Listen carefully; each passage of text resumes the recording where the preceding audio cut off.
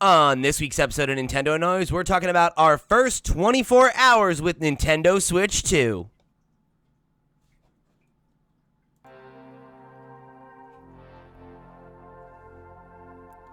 What's up, Internet? You're tuning into this week's episode of Nintendo Noise, Splitscreen Games' weekly Nintendo podcast. I'm your host, Pete and Bessie, joined today by my very good friends and co-hosts, Mr. Steven Radford. Hello, hello. And Mr. Jack Ryan. Howdy ho. Yo, welcome back, boys. This is the crossover event I've been waiting for so long. Glad to finally get you two on a show together. It's been a while. Glad to be doing it after the longest week of my life. I don't know if anyone else, but pure torture. Yeah, past, 7 days.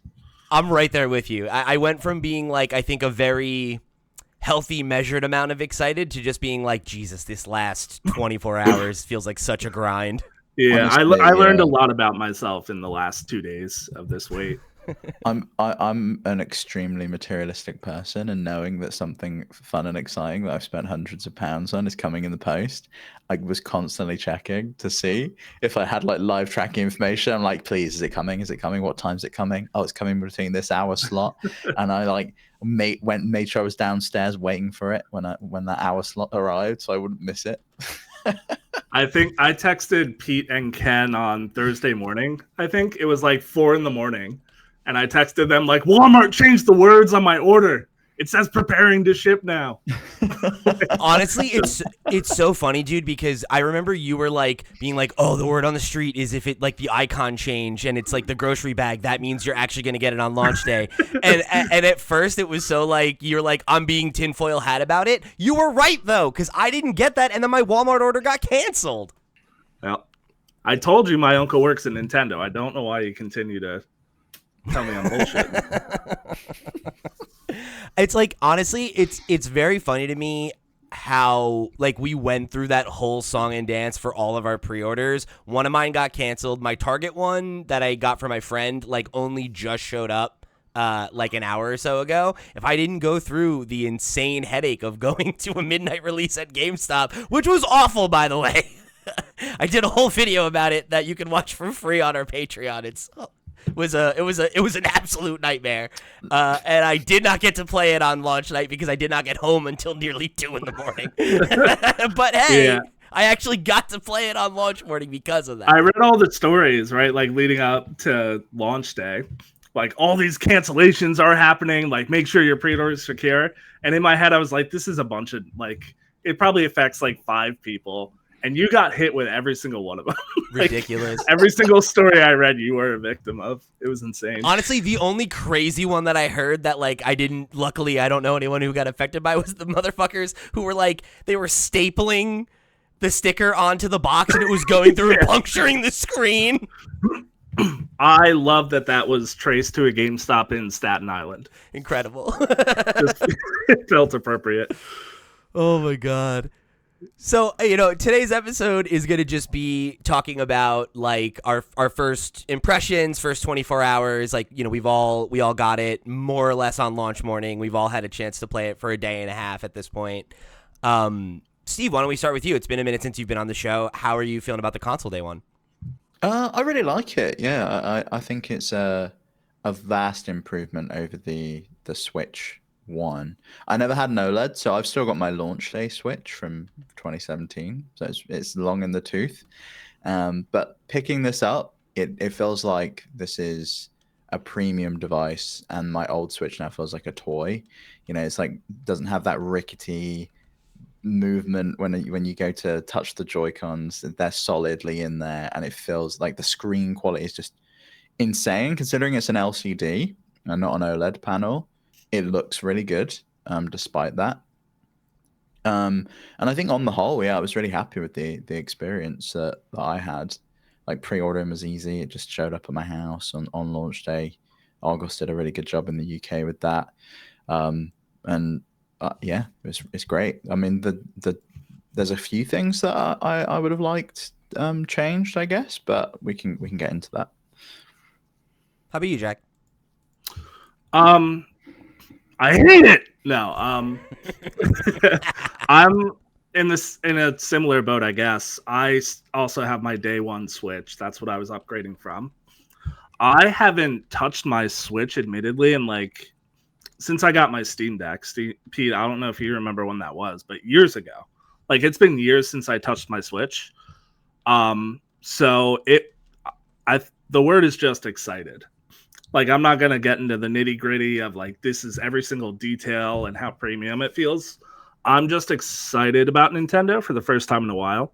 I love Nintendo. Obviously, I love discussing Nintendo. It's been a while since I've felt excited to be a Nintendo customer. So that's kind of how I'm feeling after one day of this new device.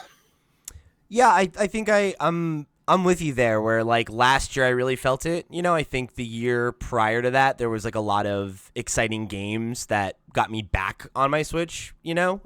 Because similarly, I think Steve was in the same boat, right? Like once we had the Steam Deck, all my indies were over there, right? And there was just, I think, less reason to pick it up when I had this other shiny new toy. And yeah, it's definitely exciting to, I think, be at the start of a new generation for Nintendo and to like look forward to the next you know, kind of like wave of, you know, exclusive software and everything, right? And to like get into a fresh cycle of getting, you know, the next version of all the IP that we like and hopefully some new stuff too.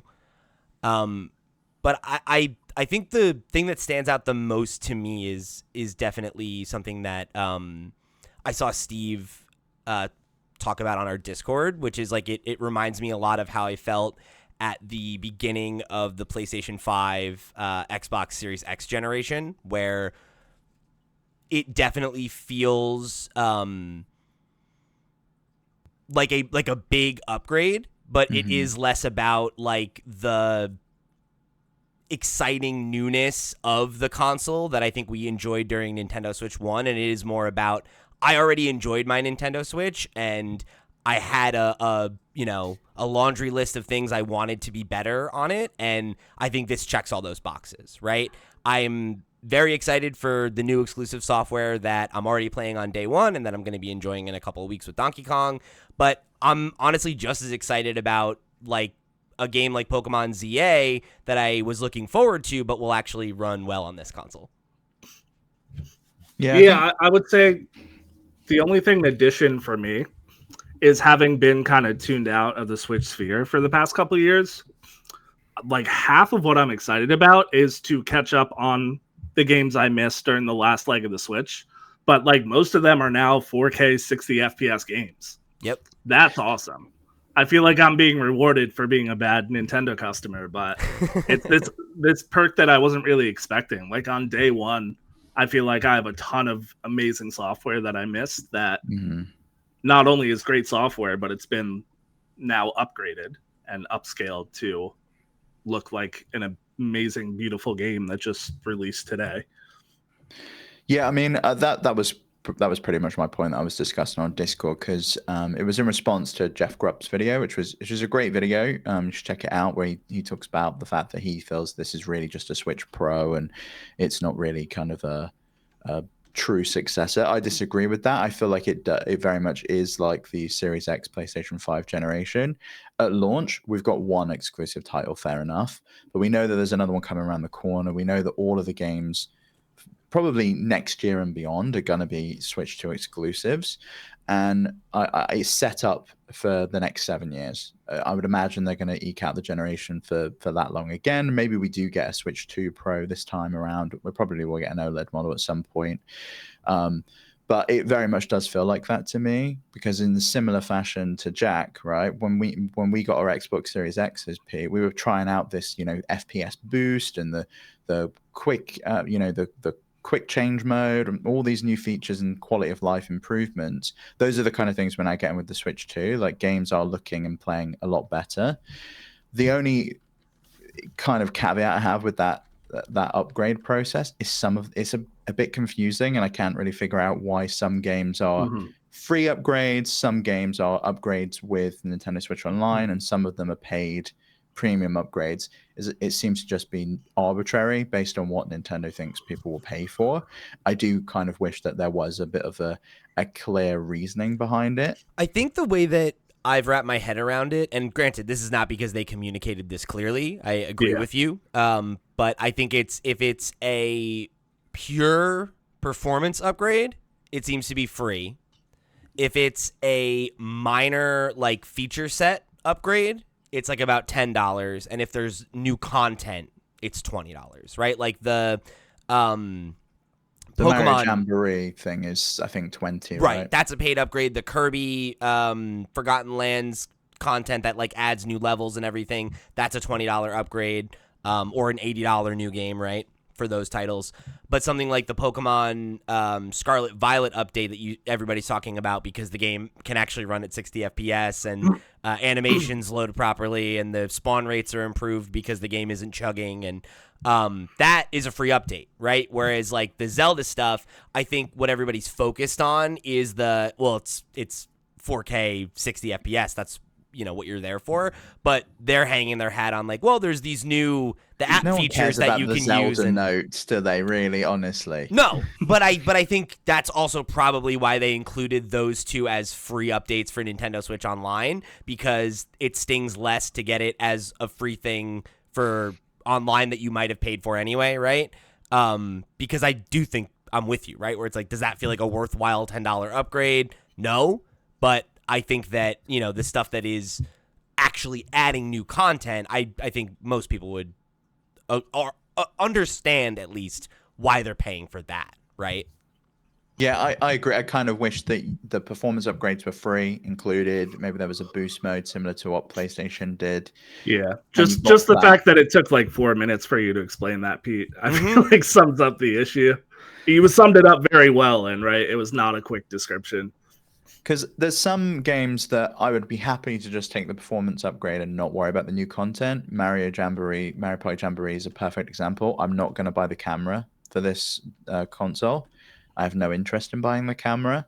And that Switch 2 edition is locked behind buying that upgrade that includes the Jamboree TV that I'm just not bothered about, and would rather just have the performance upgrade and the new games with the mouse mode, which I guess is probably the only thing. But maybe even then, maybe it's not fair of me to expect them to give me free content like that, because they charge $7.99 or $9.99 for the welcome tour, so they're going to charge for some mini games. We're going to talk about Welcome Tour next week because multiple people in our sphere, Ken, Chewy, have bought it and are like, it's great and it is worth $10. And I just simply don't understand how that's true. So they're going to have to argue that to us next week because none of them are here. So we can just make fun of them this week. Yeah, it's going to be a 2-hour episode, special edition. Maybe I'll get Ken and Chewy on and we'll just step back and you and I can just sit there and nod. Yeah, we'll go on mute. There's no way you could get that game anyway, Pete. As a completionist, you'd have to go out and buy all of the accessories in order to finish it. Oh my God, I didn't think about that. That like a bunch of it is showing off accessories. That makes it even worse. It's you're paying $10 for it, and then it's an ad for more shit you can buy. Pretty much, yeah. That's incredible. Oh my God, leave it to Nintendo to figure out a way to sell you a commercial for $10 and people to be like, brilliant. Yeah. This is not directly related, but with the upscaling and the performance boosts like we're seeing in some games. Pete, have you seen footage of Scarlet and Violet? I have. Switch 2? I have seen. You know how critical I've been of that game. I don't own it. I haven't played it. I refuse to buy it. I ordered a copy this morning. Moments after watching gameplay footage of it. Very nice. It looks incredible. And it's insane that performance is the same game that we got on Switch 1. It does have me wanting to try it again because longtime listeners will remember the week it came out. I literally had Chewy and Sierra on, and I let them give me your initial impressions. They're like, "What did you think?" And I was like, "I didn't buy it, and I'm not gonna." It's like this is the line for me, gang. And the only reason I got it was because Ken bought it for me. He's like, "You need to. I'm gonna get it for you. You just play it. Just play it. And if you don't pay for it, then maybe you can look past the things that are awful about it." And You know, I kind of feel like I'm less critical when I've paid for something myself, because I kind of want to have a bit of the copium, and I'm like, oh yeah, I can justify this, But whereas if I've not paid for it and someone else has paid for it, I'm happy to trash talk a game That's fine. any day. That's very funny. Yeah, I don't know. I definitely am down to give it another shot, because ultimately, like, I did walk away from it with some positive things to say, but like when we did our best Nintendo Switch games of the generation last week, it did not make it on my list, and it did not make it on our top 10 list, and I was very happy with that. So I'm super down for that game to get a cultural reappraisal now that it actually is performant. But yeah, but you know what? I don't like that it's just a brute force performance thing. It's not that they've done really any optimizations to the game. It Yeah. just is, Yeah. oh, we've got more headroom now. It's the same thing with like Cyberpunk launching on the PlayStation 4 and it ran like trash. And then but it's fine on PS5 because you can like brute force your way through because there's the extra horsepower that Right. console gives you. I would say the difference is Cyberpunk wasn't designed for the PS4. Like, that was very clear. Scarlet and Violet came out years before the Switch 2 was like in the pipeline. So it's insane that it came out at the quality that it did, right? Like, it did not run on Switch 1. Technically, by legal definitions, it did. That's about it. Yeah, and I mean, of all the performance boosts I've seen, nothing has caught my eye like that. That made me say, like, holy crap. Have they done one for Xenoblade yet? Because I know that was a big thing for you, Pete, right? That you didn't finish Xenoblade because 3, yeah, because it was like rough on handheld. Yeah, and I was really enjoying it, but I had other games I wanted to play on the television, so I was like, I would really love to be able to like chip away at some of the open world stuff in handheld, and it ran at 540, and it was rough. It was rough. Yeah, I'm sure that's like coming up next in their pipeline, if I had to guess. I hope so. I'm guessing they have like a few phases of this, of upscaled, performance boosted games that they're looking to push. This would keep me subscribed to Nintendo Switch Online. Not that I pay for Nintendo Switch Online. I'm still leeching off Doc. But incredible. I just renewed mine. I got to jump on Docs. I did renew mine because I wanted to play around with the Zelda upgrades, and I actually, honestly, I played some Soul Calibur 2 with a friend, and that was a lot of fun to dip back into those. Yeah, you know what? I'm glad I have it because Mario Kart Online's great. I did try the GameCube stuff because obviously that's new for Switch Online on Switch 2. It's okay, but it's like, I've been running Dolphin better than this in actual widescreen and with mods and things, and like that's really the best way I can play Wind Waker on my Switch 2. That's really sad. I think for Wind Waker, it hits different for me because there is a better version of it that exists that they just refuse to sell people for some reason. But I think for the other games, like, I try not to compare what you are capable of doing with a lot more time, effort, and investment on a PC than the thing is, though, they put this console. time, effort, and investment in for Mario Sunshine, and that game ran great in 3D All Stars. So we know they can do the mod it to widescreen and patch in different controls and stuff. They just haven't put that effort in for Switch Online. It would definitely be nice to see. But I will say I like the selection of games that they're offering so far. Like, I think it's 3. I mean, Wind Waker's whatever. That's like an expected one. But I think like Soul Calibur and F-Zero are pretty inspired choices to have in the library. And F-Zero's a good one, yeah. Especially considering that there's no F-Zero homage in Mario Kart anymore, because it was there in Mario Kart 8. Right. And that track's gone now. There's none of that F-Zero kind of throwback in there anymore. So it's nice to be able to actually play F-Zero on the console. Yeah. It felt like picks that they knew were going to like the 30-plus-year-olds who could afford a Switch 2 at launch. Yeah. Well, we're the ones that care, right? Like, it's like, I'm not to say that like I don't mind being catered to. Yeah, totally. But yeah, I think that's where those picks came from. I think they knew their demographic for at least this initial launch window. Yeah. We're the ones with nostalgia for the GameCube. Did any of you buy that GameCube controller, or do you want to pick it up? It was too rich for my blood. I did want to get it, but I have the Power A controller that's a Pro controller shoved inside a GameCube controller. And if I really want to do that, it's like there's not that many GameCube games that need the I forget what the analog triggers. Yeah. For some reason, I can never remember. 70, right? Yeah, I think it's the same price. Isn't it the same price as the Pro controller? I think that's right. I'll look it up. Yeah. It was expensive, and it was really the fact that you could only use it on the GameCube stuff. You couldn't use it anywhere else. Like the Power A one was perfect for like Smash Brothers. But you wouldn't be able to use the GameCube one on Smash Brothers, which is a shame. Yeah, it's 65. It's still too much for me. Here's my question: can I use a real GameCube controller if I plug it in with my?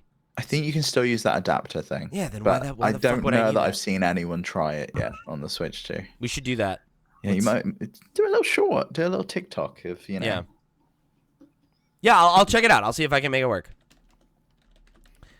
Because like I have several vintage GameCube controllers that work just fine. So I've got one with the turbo button. It's brilliant. I'll probably bring out my Mad Catz GameCube controller. And cheat Mario Kart again. Or sorry, Mario Party.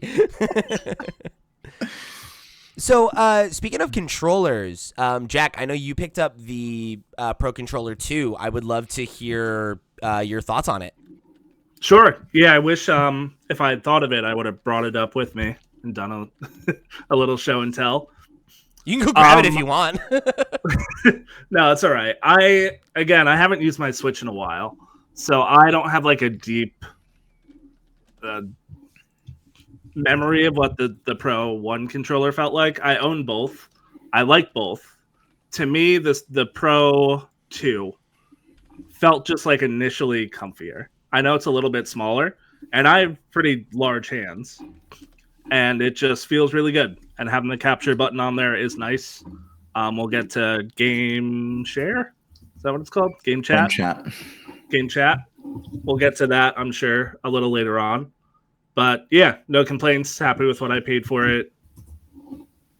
Great controller. I think the thing that like really like turned me off of it was the fact that like the base Pro controller like still works fine, They're nearly identical, functionality. Yeah, so for it to be like, so I guess I'm interested, like, what made you take the plunge on it? Like, why were you interested in grabbing it if you already had a Pro Controller 1 and, Oh, it's a simple answer. I thought I had lost my Pro Controller 1. Moments after pre-ordering it, I found it, and I figured, what the hell? I'll get it. Doesn't hurt to have two, especially with Mario Kart coming out. I knew I'd be doing a lot of local multiplayer, so yeah. See, it was frivolous. I didn't need it, but I have it, and I'm happy with it. Nice. I really want one, but to justify that cost, I mean, they're £75 in the UK. I don't know what they are in the US, but I think they're 80. Yeah, so similar price, but it's really like it's the mappable buttons on the back that I love from my my Steam Deck, and being able to have those here. The grip buttons would be wonderful. But it's the HD Rumble 2, because it is a significant difference. It does feel so much stronger, so much better. It kind of reminds me of the DualSense's taptic feedback, or whatever they call that on there. That would be nice. I would imagine it's a lot better in the Switch 2 Pro controller than it is in the original Pro controller. Yeah, I wish I had the time to do like a compare and contrast. I will, just out of sheer curiosity, I'm sure, sometime this week. Make it short. From what I remember, haptics do feel better. The PS5 is kind of like, the so the gold standard. There you go. With those adaptive triggers, it's not that, but it does feel pretty clean and a little bit more just like dynamic than the Switch one, from what I remember. Yeah, I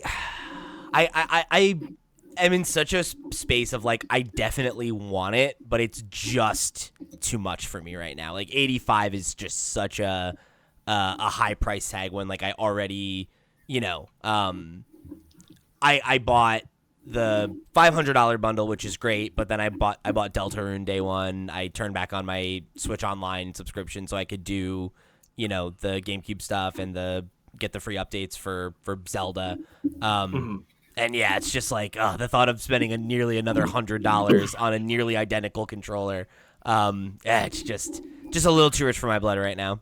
This is one of those nice to haves. If it's gonna easily be on like a Christmas wish gift list of like, no one's gonna buy this for themselves if they can find their Pro controller. So put it on your Christmas list or buy it for the gamer in your life. Yeah, I mean, I have nothing but good things to say about it. It's a great controller. At its price, like I wouldn't. If someone asked, should I get the Pro controller? I'd say if you have $1,000 to spare, then sure.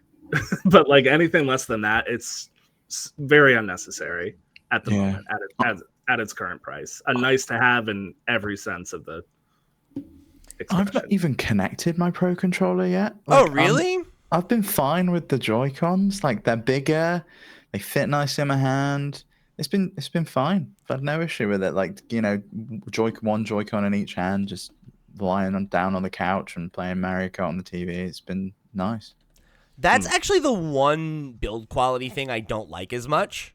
I think the Joy-Con grip for the Switch 2 is not as good. I never used the old one, and I'm never going to use the new one. I really don't like the way that they changed it. Like the old school one was obviously like they slid in, right? And it made it like one piece, basically like the center of a controller. Whereas and it might just be the size of my hands that make it awkward. But like it feels to me more like one of those accessories you would get in like a carrying case where it's like you pop like a plastic connector onto your Switch and it gives it handles. That's what it feels like, rather than the old grip felt like once you slided them in, it felt like one piece, like it was a controller. I'd imagine we'll probably get an accessory that does that. I can see why they've done it though. It's entirely for the mouse controls because it's got those little feet supports for being able to use it on the your table or whatever. And obviously, if it was like one piece, that optical sensor is not going to get through. It's not going to be able to pick up the mouse controls. But I get what you mean. It's not rounded in the same way. Like it is a little more of a harsh cut off. But I never used those grips anyway on my old Switch, and I probably will lose them like I lost the old ones. I always used it if I had like a multiplayer situation, right? Like if you're playing Mario Kart, I only had 2 Pro controllers, right? And if I was playing with like 3 people, then it's like great. Like I'll use that one, and you two can have the good controllers, right? And you don't have to have the experience of holding one tiny Joy-Con, but it's felt a little bit more like a proper controller. Just cough up the $250 and get 3 Pro controllers. Cheap ass. Yeah, I'm broke. So, let's talk a little bit more about features on the console, I guess, before we move into software. Because I know both of you got a chance to try out Game Chat, and I would definitely love to hear about that a little bit. Because I know, Steve, you said that it seemed based on what I heard you say about it, it seemed like it impressed you. Yeah, it was great. I was expecting it to, be a bit wonky and not 100% connect properly. I did have a poor experience to begin with. In the UK, you have to like scan a QR code. You have to verify a phone number linked to your account, and that was completely broken. I guess everyone was trying to do it, and the system had crashed, and it couldn't send a text message and just show me an error message. But when I finally got it through, it was fine. And I invited a friend to chat, and he messaged me and was like, "Oh, I've seen you've invited me, but I don't have like the camera. I don't have I don't think I can use it." And I was like, No, there's a microphone built in, like it's fine. He was like, "Yeah, but it's docked in my TV, like across the room." I was like, "I think I'll be able to hear you. Like, do you want to just try it and we'll see what it's like?" It was fine. Like no problem at all. It was canceling out his game coming out of his TV. I could hear him absolutely fine. There was a bit of an echo, but the advert was pretty bang on, where it was just like, yeah, it'll capture you from across the room and it'll block out all of the other noise with the noise canceling tech that they've got in there. And it was great. I mean, the screen share stuff is fine. I mean, it was cool for him because he showed me No Man's Sky because they've got that Switch 2 version. And it's quite cool that you can like buy the game directly from Game Chat. You can open up the eShop and purchase it there and then. But the frame rate is like 2, and like it looks like a potato. It's like really not the best quality at all. But I, for the most part, was just like, wow, what an improvement this is over the Switch Online app that we used to have to connect to in order to be able to chat with people on games before. Yeah. To be fair, in the trailer, they did make it clear that it looks like hot garbage when you. That's true. It did look terrible. So it wasn't false advertising. But yeah, Steve, it was because of you. I saw your message on Discord saying like, I just tried it and it's great. And I remembered, oh yeah, this is a feature that I can do on my Switch now because it's so foreign to be able to voice chat on a Nintendo Switch. So me and Ken called each other. And I was blown away because my Switch dock was right next to my air conditioner, which was on full blast, and it was like 6 inches away, just blowing air into it, like very loud, very noticeable. So I called him and I'm like, hey, I'm just stress testing it. Like, I'm sure you can't hear me, but figured I'd give it a shot. And he's like, oh no, you're crystal clear. Like, you're fine. That's really impressive. Yeah. The noise canceling part of it is what I had some suspicions about, just because it's new for Nintendo. They haven't done voice chat, period. So I wasn't expecting them to come out with noise cancellation voice chat right out of the gate, but it worked great. Audio quality on the mic, not the best. It will definitely sound better with a proper headset, but 1000%, like, we could hear each other. We were talking. It was great. Yeah, I'm not a fan that you can't use Bluetooth headsets. That's annoying. That's still not a thing. But I was kind of expecting the noise cancellation to be pretty good because I think it's powered by like NVIDIA's tech, and they've got that RTX noise canceling thing, which if you've got like an NVIDIA card in your PC, is insane. Like, it will block out like air conditioning and do all of that stuff. So like, they're clearly leveraging that. So it's less that I had faith in Nintendo for pulling that side off. I had less faith in Nintendo for pulling off being able to create a chat room and having friends join and invite them, and that all working. And that works great. Good job, Nintendo. I thought NVIDIA would nail the noise cancellation. Yeah, Pete, I'm excited for you to try it because it exceeded my expectations for sure. Yeah, it sounds like it's hitting the same kind of level of usability as like you and I've told the story in the Steam Deck podcast a bunch when you and I were like into multiverses and we were just using that and you're like, oh wow, I can't believe how good this microphone is. Like, I don't have to go through the trouble of like starting up a Discord chat. Like, we can just jump on and it's weirdly, I think it's even easier than that because there's a C button there and you just say, who are you chatting? Who do you want to chat with? And it's literally there. And like, you've got that physical button on the device. That's really cool. And it looks like a rip-off. And you just immediately jump in, like it's not, you don't have to like do anything else.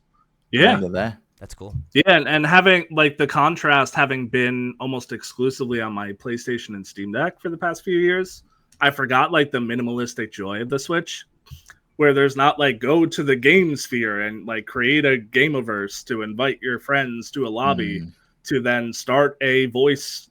It's like one button, talk to your friend. It's nothing new. We had that on Xbox 360, but we've moved away from it, and the simplicity for me is appreciated. I love that. That sounds great. I'm excited to try it out. That said, would be great to be able to text message people. That feels like a painful omission in 2025, but the voice chat I am thrilled with. Did you try the thing where it transcribes what you're saying as well and like puts that on the screen as text? No, I haven't personally. It currently transcribes swear words, so I would imagine that's going to be changed pretty rapidly. Oh no! Yeah. They always, one feature gets through always with Nintendo, right? Just one feature where you're like, how the hell did you think this was like? Yeah.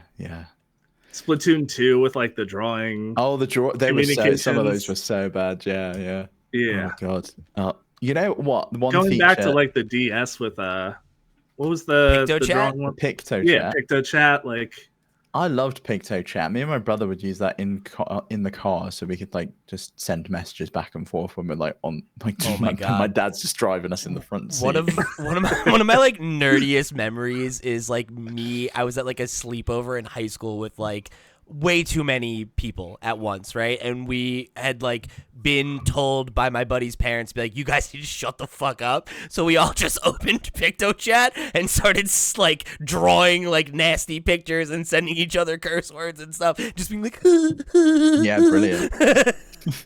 so fucking stupid. then there was Mitomo, right? Is Yeah. that what it was called? The phone app. Mitomo was great. I loved that. I was Where your also little mad at the avatar would characters. say anything on Earth you told it to. That was good fun. And it was the Animal Crossing tech, so it would sound like an Animal Crossing man. It was like, Yeah.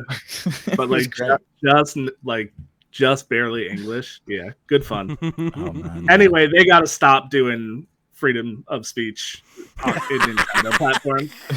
I don't know why they continue to let us do this, but that is going to be patched out tomorrow. I promise you.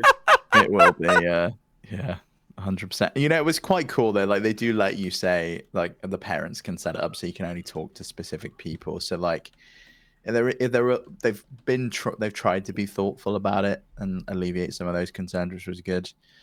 You mentioned simplicity, Jack. I miss music, and I thought when I booted this up and we were going through the install process, what a jam that was. I know. I was like, wow, Seriously? hell yeah, an original piece of music again I for just the know. console. I love it. And I was like, please, why is that not on the menu? Like, I would love that. I'd go back to the menu, I'd be like jamming out every time that's on. You know, at least give me the option. Yeah. Yeah. You're a hacker. Figure it out. Yeah. I mean, someone's already. How can we do that without voiding the week. warranty? Can you figure that out? They can't void your warranty for hacking it. Or for opening it. Don't say So that. these- Don't say those that. stupid little stickers that are like warranty avoid if removed, they're not legal. They're You gonna can come just- for us. You can't be saying stuff like that on the air. So before we get off game chat, there was something that Jack said offline that I wanted to touch on, which was you said that now that you'd used game chat, you could see the appeal of the Nintendo camera. Can you expound on that?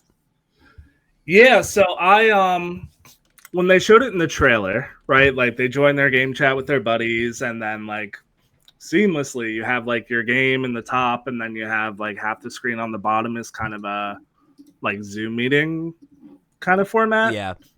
And seeing it in the trailer, I was like, this looks so like cheesy.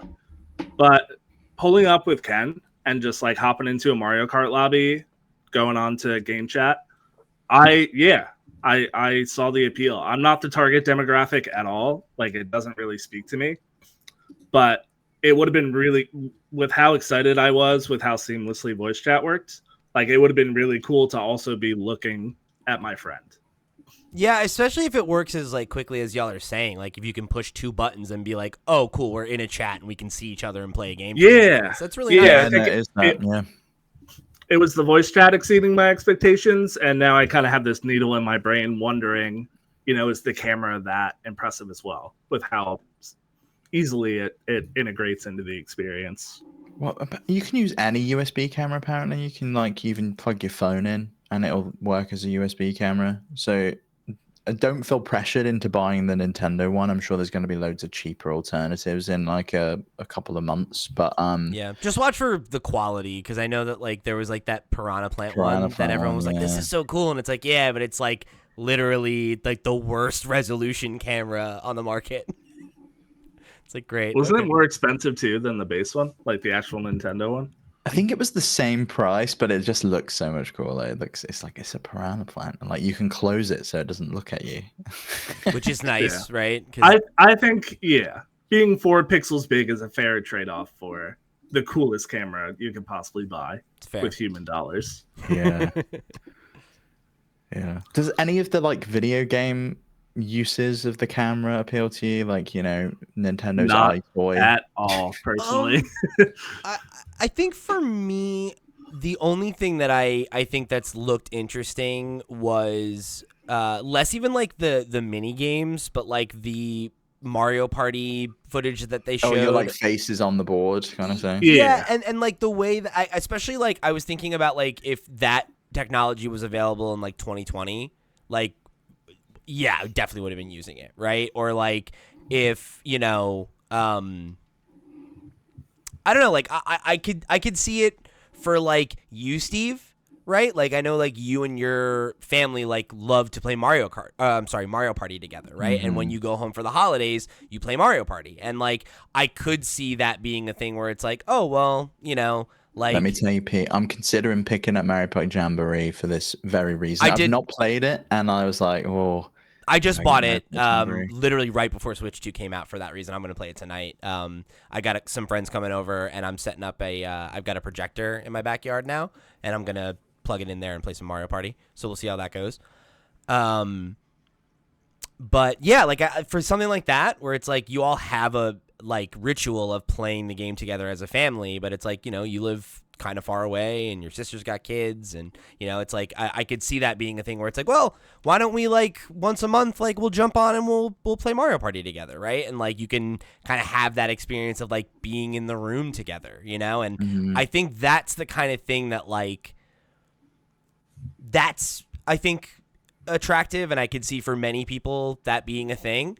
And I do think that the way that they were like using the model in like in the game was kind of neat. Like again, less the like iToy mini games and more the like Bowser's on the stage talking to your avatar, and it's like the lighting actually looks like you're in the room and stuff like that. Like I think those are cute use cases, and I could definitely see the appeal of that for like content creators too, of like if you're like doing a thing with other people and you want to be able to like have the face on the icon while you're on the board and stuff like that. I think it adds to the like, you know, those games are inherently best played in a room with friends, right? Like screwing around and chatting and everything. And I think if you have buddies that you don't get to see that often, but you like to game together, or you don't have like, maybe, you know, you're somebody like Max, right, who like just moved to a new area, he's a little bit further away from his friends that he plays games with, and like I think that's appealing, you know. And I could see, again, especially if it's that easy to jump in and just start chatting and jump in a game together, which it seems like they've really removed a lot of those barriers. I think that that's something I could see end up being more interesting and maybe like vital to certain experiences than we're willing to believe right now based on what we've seen and what we know about it. Yeah. I think there will be unique, cool use cases for it. Right now, I think the Mario Party stuff I agree with. That's a very, I think, unique example. Like that's such a specific experience that benefits from being able to see people's reactions and faces. Outside of that, I personally haven't seen anything that has me convinced this is going to add to the console in any meaningful way, but I would be happy to be proven wrong. What about the other big gimmick, the mouse controls? Have you guys tried that at all? I haven't tried it yet. I don't have any games to take advantage of it. I don't. You can just do it on the menu. It's really weird. You just like it just comes up with a mouse cursor and you just like move around. That's cool. That's the only place I tried it, because you couldn't do it anywhere else, because it doesn't work in games. But you can just like just turn it over, and then like it'll. Because it gave you that. Did you go through the tutorial when you booted it up? Yeah. And like you scroll down the list and stuff. It's not intuitive, and I don't think it's the best way to play games. But I could see myself using it for something like Civilization when that comes out. That's I think the thing. That's 100%. I think what the purpose of that control scheme is. I think there will be other games like the wheelchair basketball game, right, is like where there are like gimmicks that try to take advantage of it and stuff like that. But I think ultimately like the real value of that is being a Trojan horse to get PC games on Switch quicker, right? And games like that. Because like Civ is a fairly new game, and they're going to have the only way to like viably play it on a console first. And who knows how long it'll take for there to be, or if they'll ever even a port that'll come that is a controller setup, right? Like those are not guaranteed, right? Like there are obviously plenty of games of that style that get a console port and it works just fine. But I think even in those examples, there are certain things you just would rather use a mouse for, right? Like I played a little bit of like Age of Mythology Retold on Xbox, right? And it's like, it's just not. I It's not the immediately same, jumped yeah. over and played it Yeah. on PC instead, because it's like being able to like click and drag to control Yeah, units same and with stuff. stuff like Planet Coaster or The Sims, that kind of game. Like Yeah. the mouse controls is just always infinitely better. Mm-hmm. So It's just I quicker. agree with that. I'm interested to see what Nintendo has to do with it, because like they clearly had ideas for the IR sensor on the Switch, and they did have some meaningful uses. Like I do think that, you know, Labo was great, and like the piano that I made was fucking cool. The heart rate sensor was a cool idea in Ring Fit. So like they do have good ideas for these like control schemes that they come up with. I don't think like Dragon Drive or whatever it's called, the basketball game, it's not really the best application for it. I think that's just an example. I think there probably is something that they've got cooking that makes use of it. I could see them doing it for something like well, those games like the Hyrule ones, Hyrule Warriors game, you know, they could do something like that. Or maybe even Pikmin would be great to be able to like select all your Pikmin and move them around and do Yeah. something like that with the mouse controls. My concern is that they're gonna design around the mouse controls. Personally, I would love them to be like an optional but meaningful alternative way to play a game, rather than designing a Pikmin game around mouse controls, Yeah. which may or may not make it to the next console. Like it could be a one-off game that plays totally different I from think the franchise. to that point, that's why I'm most interested in like seeing how interested I am in using it while playing Metroid. Because I think Metroid, is going to be the kind of the test for how I feel about the mouse controls. Whether or not I'm sold on it, I guess I should say. Because that would be really interesting. Like if you could meaningfully use it for like first person shooters or even like something like Splatoon, right? Like rather than like tilt controls being the definitive I way. think Maybe gyro is just, I don't know. Like I can't imagine myself playing a Switch game and going, you know what, I want to sit at a desk to play this. And I'm sure there are people like that, but for me, like, you know, I've got to have a surface to put that controller down on to use mouse controls. Like it's not. I think it's, to me though, like gyro is just something that doesn't work for everybody, right? Like that, like that's an accessibility thing for a lot of people, right? Like if you have jittery hands or something, like you cannot use that for fine motor control the way that like you can, right? And like a mouse might be something that you can navigate more cleanly, right? Or if you're somebody who like, I already play FPSs on PC and I want to get into Splatoon, like, well, those skills are transferable. I'm not going to learn how to fucking aim with gyro when I'm already a competent mouse and keyboard player, right? Like, and who knows? Maybe that's just not, that one-to-one won't translate because it is too finicky and whatever, but I'm with you, Jack. That's what I'm most interested in, is seeing if it's able to kind of like cross that threshold for people. So let's talk about software.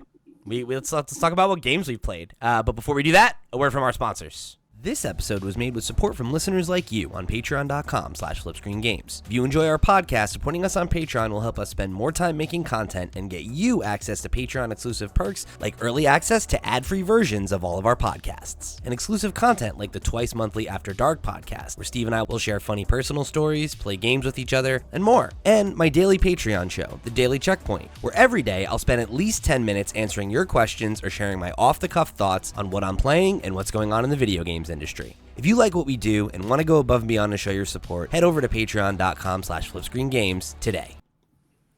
And we're back. All right, we'll start with the obvious, starting point I think here today, which is Mario Kart World, right? Never heard of it. Okay, well, it is so there's this thing called kart racers, right? It's like racing, but the cars are small and there's cartoon characters instead. Is that like the Crash Bandicoot one? You know? Just like that, yeah. Except the Mario guy, he's in it instead. Oh, is he? Yeah. But he was just a plumber. Well, he can drive. Oh, And he's like that slow Sonic character, right? Yes. Gotcha. But this is like if you added blast processing to it, so it went really fast. Yeah, of course. Okay. So, yeah, I mean, does it, I kind of don't know where to start because I feel like there's so much that's new. There is, but it also still feels just like Mario Kart to me. And I gotta say, like, I'll get my disappointment out of the way. Yeah, I go for it. feel like the free roam stuff was way oversold, and the world feels a bit empty in a lot of places. Mhm. It's not the same as what I was expecting, which was like a Forza Horizon ification of Mario Kart, where I could go in free roam and I can drive myself to a course and I can start it from there, and I can, it's not that at all. It's just you can have a look around the map. And It have a is bit of that fun. if you're playing shared mode, like if you're doing the thing where I'm on my Switch and you're on your Switch and we're playing together, that is literally how that works. But not in single player mode. But yeah, not in single player mode. And in Forza, like you go there and you start a tournament, you start a Grand Prix. You can't do that. It's like you go there and like, there's stuff to do. There's like the little P things to find, and you can go to a The little challenge. challenges, and stuff. yeah. And it's been easier to unlock all the outfits that I'm trying to unlock. Again, those little lunch bags of food, and like, get my latest outfit for Toadette. But aside from that disappointment, I love it. It's fantastic. Like I really love some of the changes, the new modes. Like I love that new knockout mode where you like go one long course and it just knocks you out as you continue to go.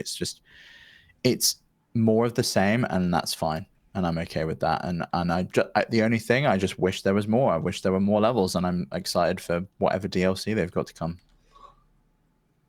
Jack? Yeah, I agree with all of the above. I think my biggest issue with the game is that it's called Mario Kart World, because the world is not, it's such a forgettable, like, there's just not much to it at all. I did maybe an hour of free roam. I feel like I don't need to touch it again, personally. Racing is incredible. I think it's early. There's so much to dive into. There's new mechanics, some of which I haven't even learned. Like I'm still figuring out how to wall Yeah, ride. same. What I've played feels tight as hell. Very good to play visually. I feel like it impresses me as much as the leap from Mario Kart Wii to Mario Kart 8. Or what came before Mario Kart 8? I know there was 7 on the 7 3DS. was on 3DS, so it's yeah. tough to tell. But I wasn't expecting to be like, holy crap, this game looks great. And it does. And it feels equally great. So very happy to continue diving into it through this next couple of weeks. Yeah. I definitely would say that just to get my take on this out of the way too. Like I'm in the same boat as you, Steve, where I don't think that the world content is what it. I don't know. It's certainly the most forgettable part of the game. So for that to have even been all the way at the end, it's like just hidden in the corner. Press the pause, like press the minus button to go into free roam. Like it's an afterthought down there. Yeah. Even though it's the name of the game. Yeah, and I think that's what I don't like about it the most. Is like I think if the game had been less focused on that, and that was just like this is a thing you can do if you want to explore and learn more about the levels, and there will be collectibles or whatever. That's great. But yeah, for that to be like such a big focus of the marketing and everything, and to like have it be so empty and be this like very easy punching bag for all the people that want to be like, why is this game $80? It's like, yeah, I don't think that if this was what it was, that's not enough, man. It just isn't. To be fair, yeah, I think the slap in the face is that Nintendo like doubled and tripled down on. Like you think that's expensive? Wait until you see what we've built into this game. Right. Like they really doubled down on that message, and it's a fantastic Mario Kart successor. It's not an $80 game to me. And I think it's not the game to lead the industry in raising prices on video games. It feels like the next Mario Kart, that's it. If it was $70, I would have much, much, much higher praise, but it just feels so weird that this is the title that they like stake their reputation on. Yeah, I don't think that the value is there, at least not from this content, right? Like I think if the if the thing I want to believe bears out, and that the games that are $80 are ones that are going to have a longer tail, and that, like, to Steve's point, there will be new tracks and new outfits, and there's like a post-launch plan for this game for hopefully a year or 2 years, right? Something like that, maybe longer, right? Then sure. Then I'm happy to have that conversation once we have I think those DLCs are going to be paid for, though. I don't think you're getting that as part of the $80 price point. Yeah, and I guess that's the question, right? Is like, is there any post-game content that's free or not? And if there isn't, then yeah, I think that's. I mean, I could be wrong because, you know, I look at Pokemon Snap and like that got a huge free update. They brought in a ton more content, and maybe they do that same thing for Mario Kart World. And if they do, you know, maybe we get another, even if it's another cup or another 2 cups, you know, with some extra tracks and another section of the world, some new characters and some more outfits and all that. Yeah, then I'm with you, right? Like, I think if that's where we're going, that's how you justify that this is an $80 game. But if that's not what they said, right? They said it was like the scope of this game, right? And the last time they said that was Tears of the Kingdom, right? And that was true, because that was like the whole game's about the sky and there's this whole new area. And it's like, and then also there's a secret third area that we never talked about. So there's 3 whole maps to explore, and it is optimized crazy well. And it's like, yeah, that was a game that felt worth it. Right. And I didn't feel burned by being asked an additional $10 for what I would say is definitively the most technically impressive game on the console, arguably the best game on the console. Right. Fair enough. To Jack's point. Yeah, just this. And that's nothing, not to denigrate the game at all. Right.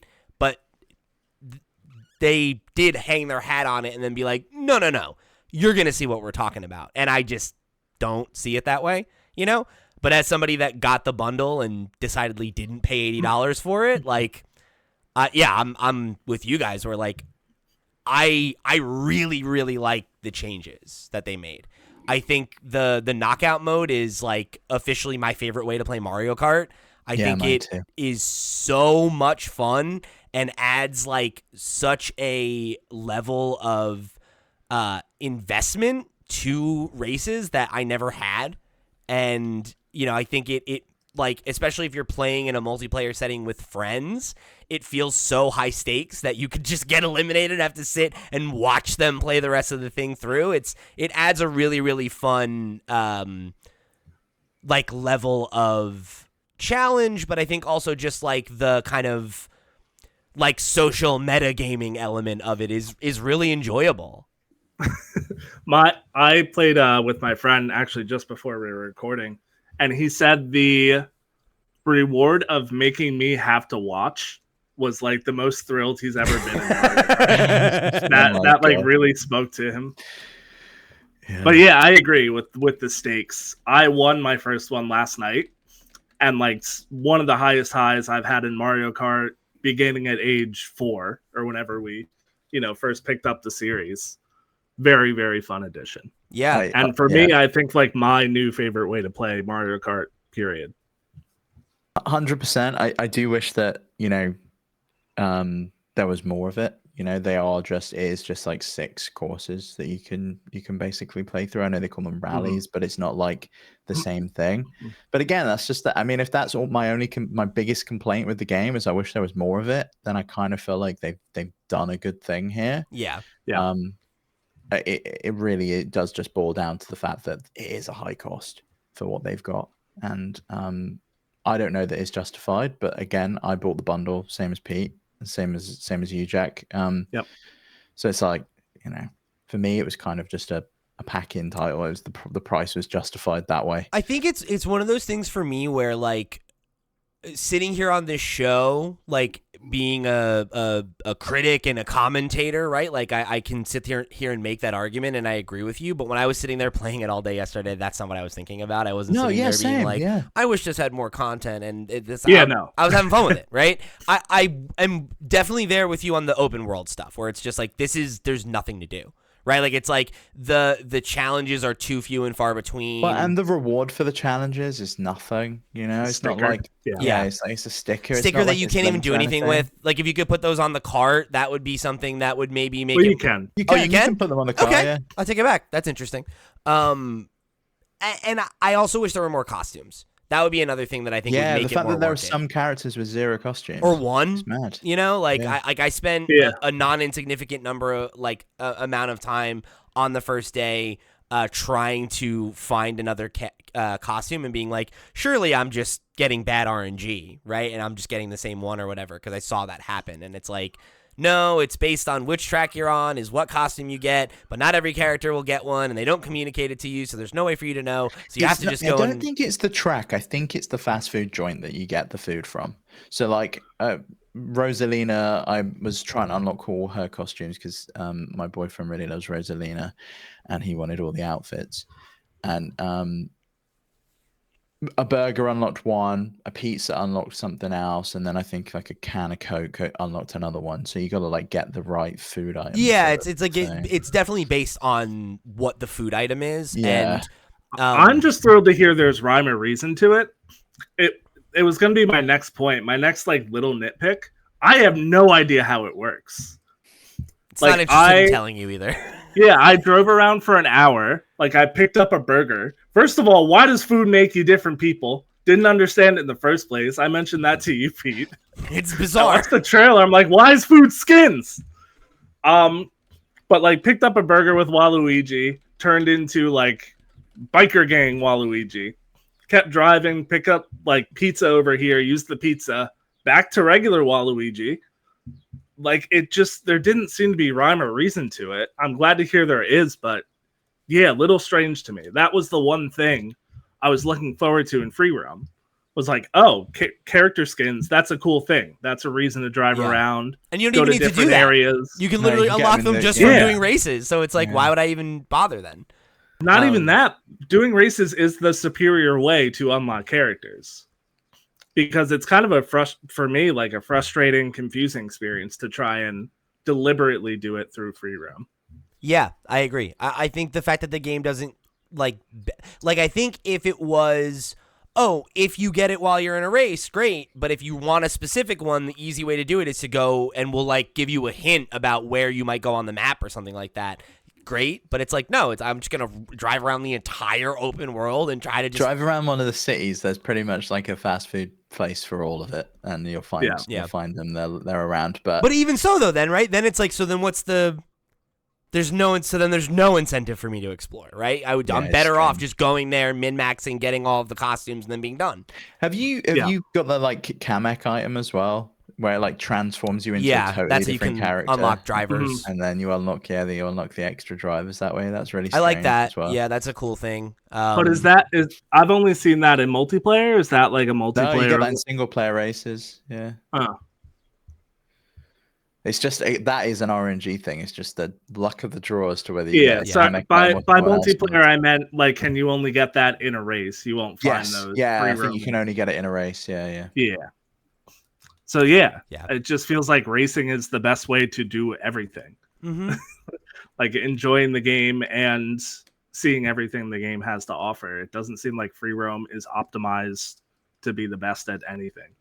I could see hanging out in game chat with a friend, going around Free Roam, maybe is a cool thing to do. You know, I'm just To be honest, that's what made me like think the camera was going to be crap. That looks so boring what they were doing. fair enough. They're just like, meet me at the river, and the friends are like, where's the river?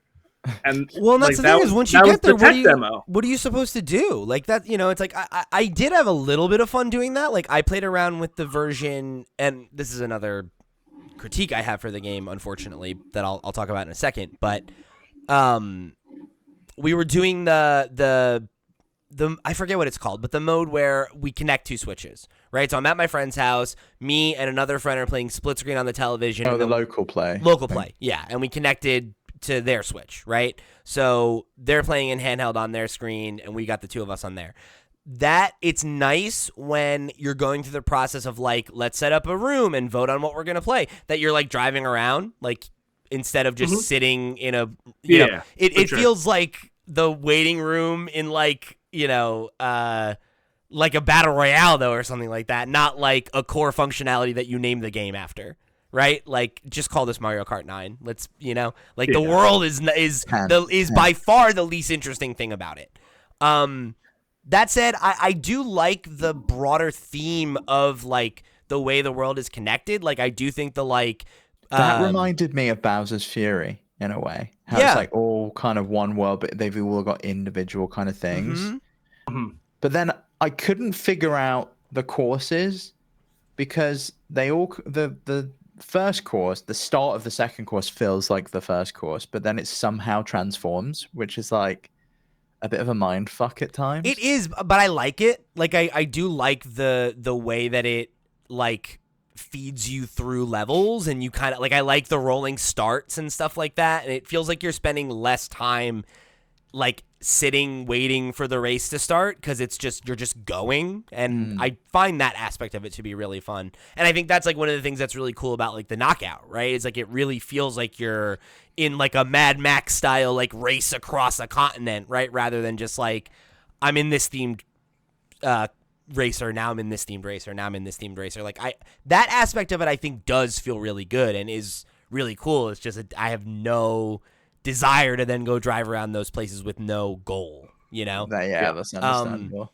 So the honestly, I think the biggest thing that I ran into that was like a bummer for me, and again, I won't say it's like a deal breaker or anything like that, but you know, I think again, Mario Kart is a game best played in a group, and the difference between playing 2-player split screen at 60 FPS versus 3 to 4 players is so rough.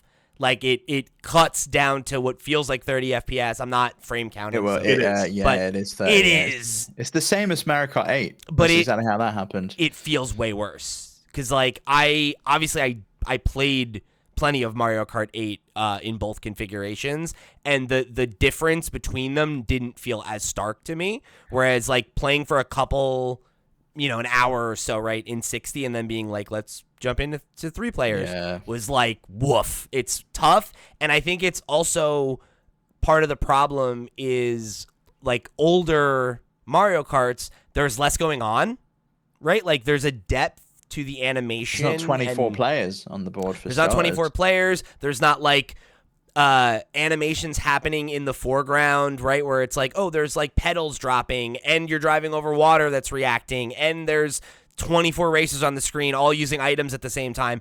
And it just feels too small. And like, and it's slower in a way that is like very noticeable. And like I adjusted to it, and I think if I was like maybe being like, hey, like I got 4 friends over and we're gonna play 4-player split screen the whole if you hadn't day. played it for a while and you went to it, you wouldn't notice. But that is a point. That is a good point that I did want to raise. Where it was something that I spoke about on Discord. I was surprised there wasn't a 120 hertz mode for the game. Like they made such a big deal about the fact that the console can output 120 frames per second, and that the screen's variable refresh rate, and yada yada yada. And I even checked my settings in the console, because you can do either 4K 60 or 1080p or 1440p at 120. So I bumped it down, and it still outputs at 60. There is no 120 hertz mode for Mario Kart World at all. I guess the big game that's going to get that will be Metroid Prime, but I would have liked to have seen that. And I think bumping down the resolution, it should easily be able to hit 60 in the 4 players then. So I'm surprised that there's not the option there. I hope it gets some kind of performance mode update for that, because I would make that trade in a second, because it feels so good at 60 FPS. And not that it was terrible at 30 FPS, but it took me a couple of rounds to get used to it again. Like I went from being like, I'm finishing in first every time to, oh, I finished in 14th. Like that's tough. Yeah, I mean the thing is, like even if you couldn't hit 60 and it had 120 hertz mode, you could hit 40, and that would feel infinitely better than 30 does. You know, so like I do think there's things they could do there, and hopefully there is a patch that comes that adds that. I want to talk about the number of racers real quick, because I think, you know, we got so like into the conversation about like a lot of the technical aspects of the game and everything without talking about some more of those like fundamental changes.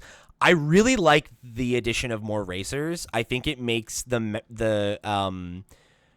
matches feel a lot more dynamic, because like I always felt like when I was playing Mario Kart 8, you would have this moment where it's like, okay, if you're playing, like, the human players are all like a half a lap ahead of all of the NPC players, and the likelihood of you like being in the I think middle that of the pack and the that CPU being is way better as well. Like it just Yeah, feels that's like it's just significantly improved across the board, and I never feel like I can't get back there.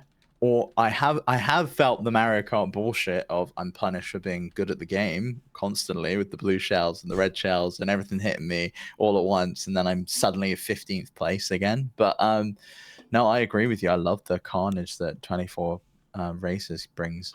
it just feels more competitive. Yeah. Or I mean, arguably less like competitive gaming term sense, but I'm loving the chaos. To your point, like when you see someone 3/4 of a lap ahead, you know this race is over.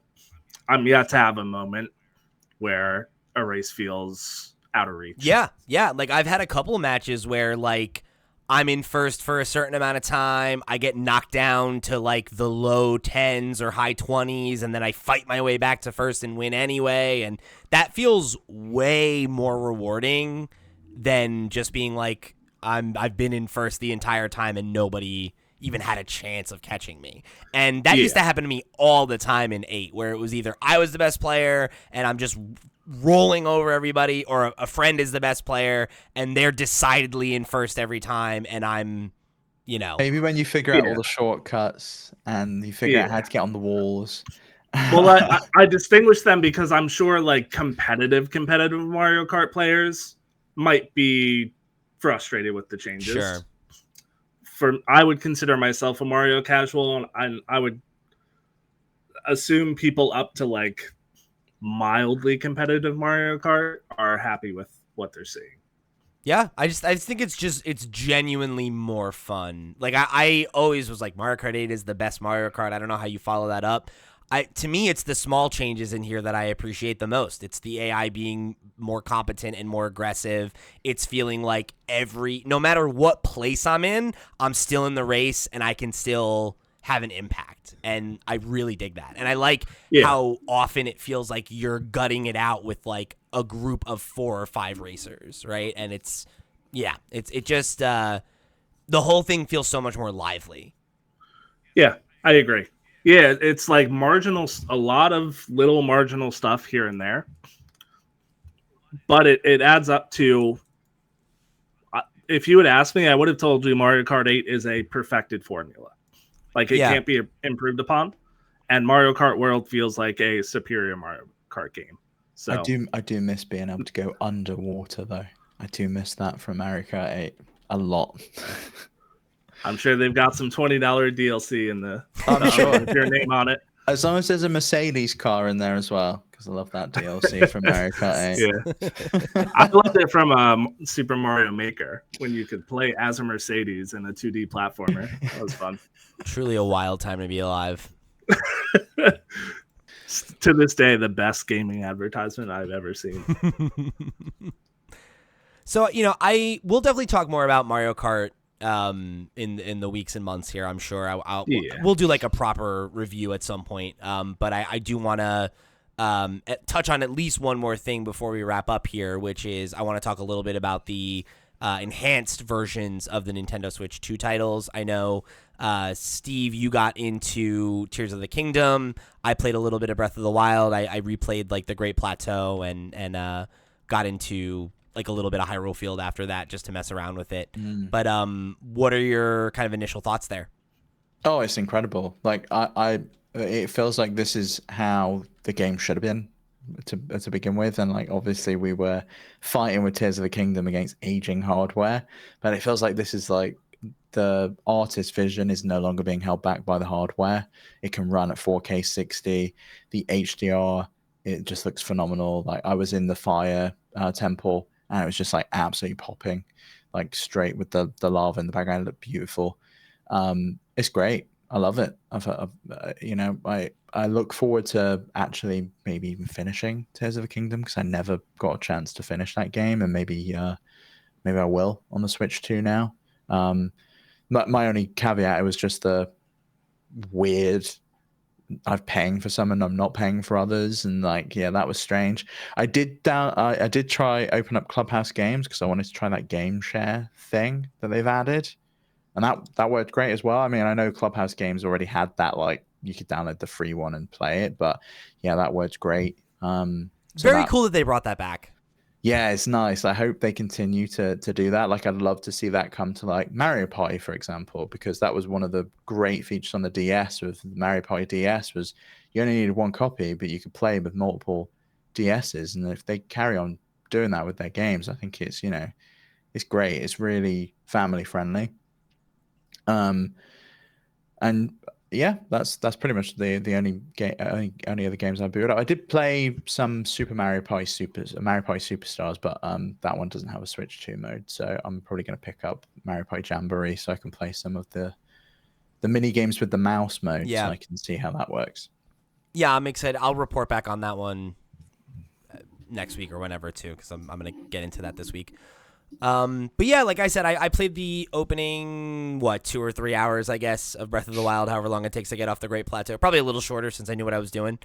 But yeah, I definitely hear your point about it feeling like it was maybe like supposed to feel right, because I think even playing Breath of the Wild on the original Switch, there were those moments where, you know, like what's the name of like the Forbidden Woods kind of thing. Yes, thank you. Right, like some of those areas where it's like, you know, it chugs a little bit, and you know, there are certain areas where like some of the more models on screen, things like that, it ends up, you know, creating some of those jagged edges, right? Or like I remember feeling that about like grass sometimes, right, where it's like you'd see a little bit of that, you know. Oh yeah, or if you'd set grass on fire and then at the same time there was like a guardian trying to attack you, it would like all slow down and get really laggy, and it would be like, you know, you're running through honey. yeah. So like it's nice to see all of those moments like really smoothed out, you know, and like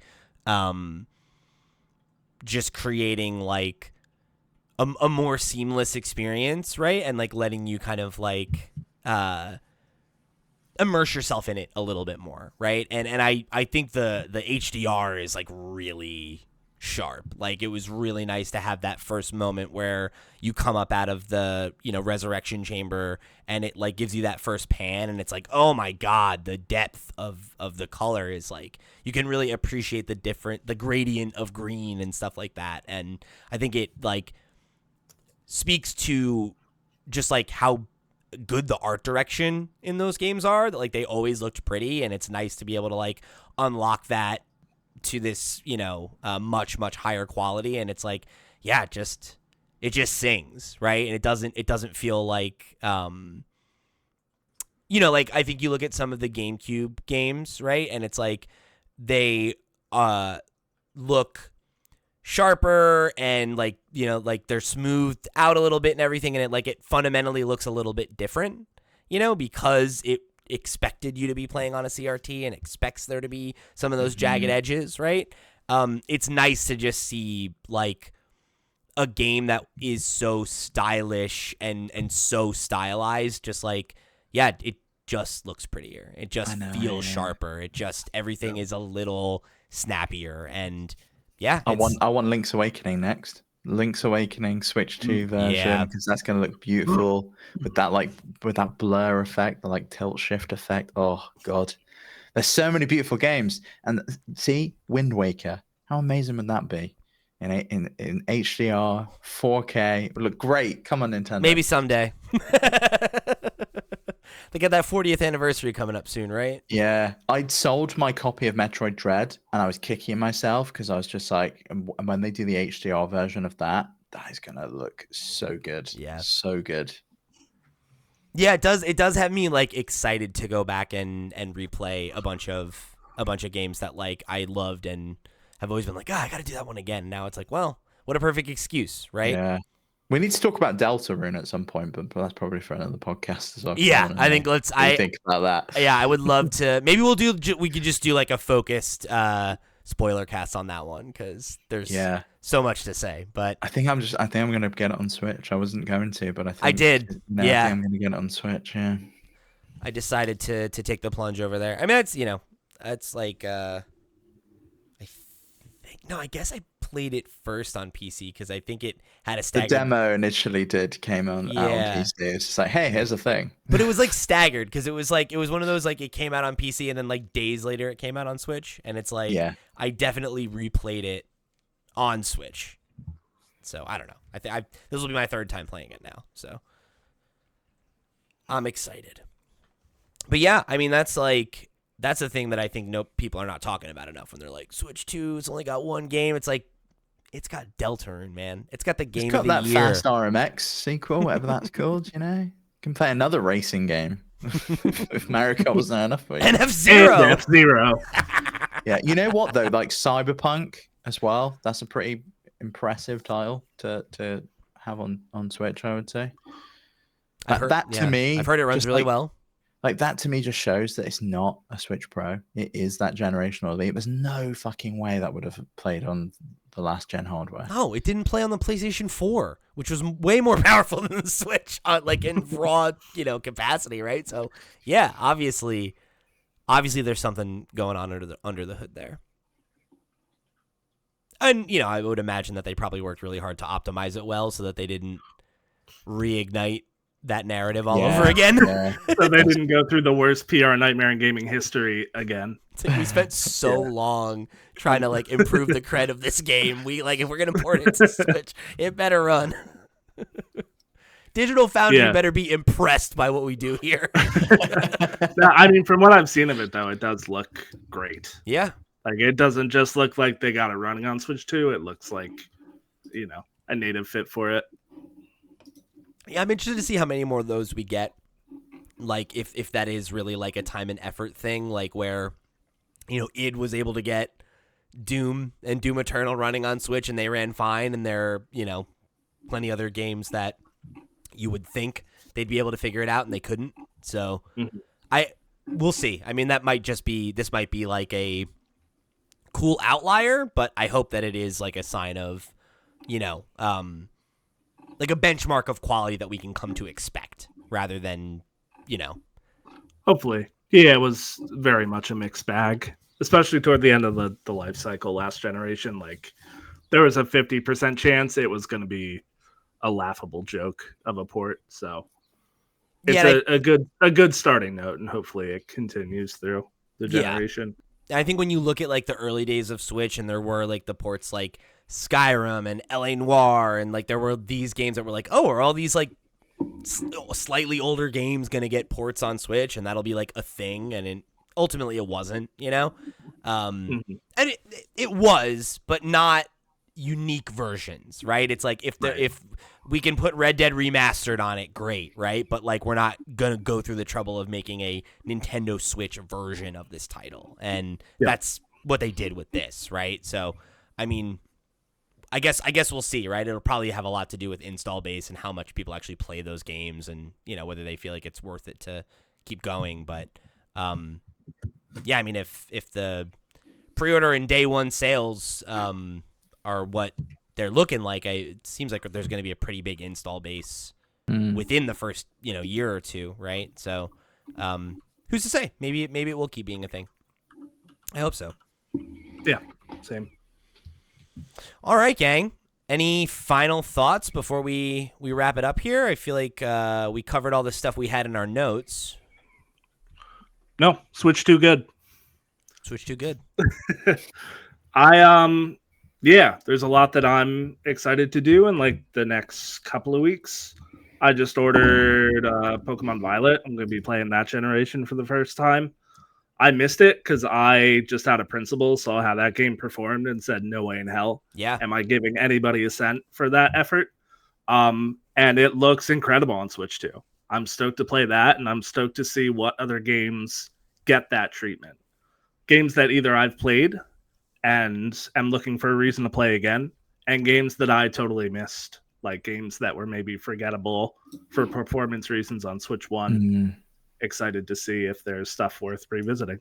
See, the thing I'm excited about is those ports of games we didn't get before, and I hope that we will. Like stuff like it was the same thing when I got my Steam Deck. It's like, these are the games that I'd love to be able to play handheld, and I can finally play them. You know, stuff like the Far Cries of the world that I would love to be able to just fuck around and go take down some outposts and play that handheld. And the Switch 2 is just such a nice form factor. It's such a good weight. It feels good in your hand that, you know, if it comes out there and it runs well, then, you know, I'd probably opt to play there than go through the hassle of downloading it on Steam Deck and potentially having to change settings for about 6 hours before I can even play the game. Yeah, and it'll be interesting to see where it falls on that power spectrum, right? And like what the ceiling really is for this thing, because obviously they were capable of getting a lot out of very old hardware with the Switch. So I mean, obviously from the Nintendo side of things, I think the sky is kind of the limit. It's whether or not other publishers and developers are willing to invest the time and effort to really get the most out of the device, and we'll just have to wait and see.